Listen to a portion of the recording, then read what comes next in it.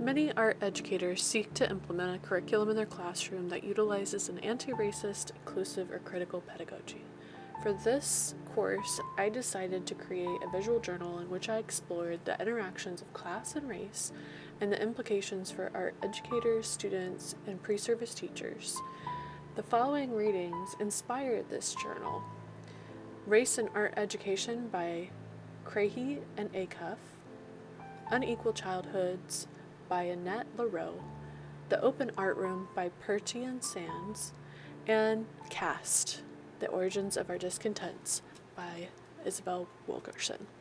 The first book I read was Caste by Isabel Wilkerson, and the interesting metaphor that Wilkerson uses throughout the book is the metaphor of racism as caste and as a house. The American culture around race and caste being compared to the structure of a house. So one thing that I really was intrigued by was that parallel that Wilkerson used throughout the book when she talked about the pillars of caste being the items that kind of uphold racism within our country. She pointed out 8 different pillars and went into details as to how we all are experiencing racism, not just those who are disadvantaged by it, but also those of us who are privileged to be in the dominant caste. So within this exploration, as I was doing these pages, I was also thinking about how these show up for me in my life.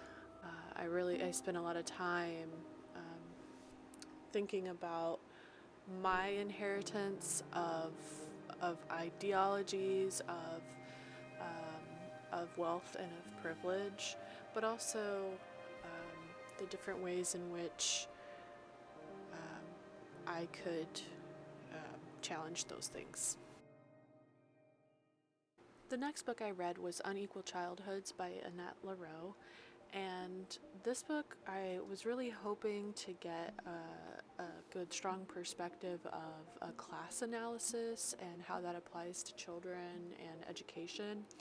And this was really more of a look at a study of a small group of children that Lareau and her assistants followed over a period of time to kind of look at parenting styles and think about how these families interacted with institutions, as well as what sorts of experiences of activities that their children had as well. So I didn't exactly get what I wanted from it, but I did come up with some more questions, such as how do these ideas that are within this study, how can they apply to art educators? And I think really it connects more with another reading that I'm going to talk about, which that's the Race and Art Education by Craigie and Acuff. It just kind of made me question again how systems support students, and it really adds to the narrative of social histories, of students having social histories and seeing students as having social histories, and that they're not just individuals with likes and dislikes, they're really part of a larger social context. The Open Art Room is one of my favorite books that I've encountered that discusses art ed methods. Purty and Sands, Melissa Purty and Ian Sands, are 2 educators who have provided a framework that really encourages engagement through autonomy and justice through ownership. By combining traditional and contemporary methods, students can own the process of art making, and by giving students the choice over production, content, and outcomes, tasking our students with what they're going to do gives way to an authentic art making and learning experience. After reading Cast, Unequal Childhoods, and The Open Art Room, I decided to pause and reflect. I was really wondering how any of this was going to apply to art education, and I was thinking about restorative practices, how cultural relationships have been damaged because of white supremacy, class differences, and gendered social traditions. And I was really asking, and I really wanted to ask, how do we prevent further harm? And the best resource that I could find to answer all of my questions and help me pose new ones was Race and Art Education by Amelia Crahy and Joni Acuff. This was published in 2021, so it's a relatively new book. I thought that this book was perfect for this summer's exploration.